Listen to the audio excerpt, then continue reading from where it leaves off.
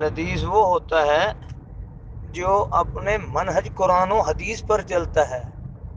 جھوٹی روایات، اما آمنہ جب چلتی تھیں تو پتھر ان کے پاؤں میں موم ہو جاتے تھے، جب وہ کنویں پر جاتی پانی اوپر ہو جاتا تھا، جب رات کو سوتی ستارے ان کو جھک کر سلام کرتے تھے، فلاں، یہ جھوٹی من گھڑت کہانیاں۔ اور محرم کے مہینے میں ہم یہ کہتے ہیں کہ یہ سارا کچھ اہل بیت، حضرت بلال کو شان ملی ہے اہل بیت کی محبت کی وجہ سے، فلاں کو یہ ہوا ہے، حسینی یزیدی۔ او بھائی چھوڑیں، یہ اہل حدیث ہیں ہی نہیں۔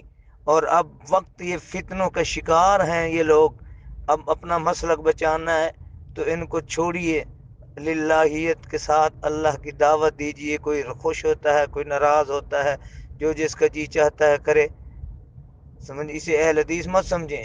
میں نے آپ ایک نوشہرہ ورقہ میں ایک بھائی نے مجھ سے دعوت لی، اس نے اشتہار میں نام دیے، میں نے اس سے اللہ کا واسطہ دے کر کہا کہ مٹا دو، وہ ناظم تبلیغ ہے علاقے کا، لیکن اس نے کہا میرے چھوٹے بھائی نے یہ کیا ہے، چھوٹا بھائی کرے تو ناظم تبلیغ کو حق بنتا ہے یہ کر۔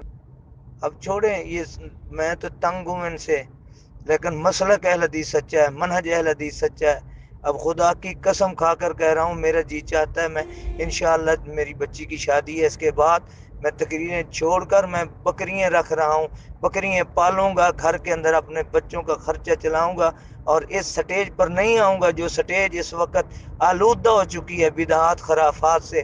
میرا خون کے آنسو روتا ہوں جب میں ان کو سوچتا ہوں۔ میں اہل حدیث اس لیے نہیں ہوا تھا، ان بدعات و خرافات کے لیے۔ میری جماعت پہلی اشاعت توحید و سنہ، میرے والد علامہ احمد سعید خان صاحب، ان کی جماعت تھی جو رد بدعت اور رد شرک میں اپنے زمانے میں یکتا تھے، ان کا کوئی ثانی نہیں تھا رد بدعت اور رد شرک میں۔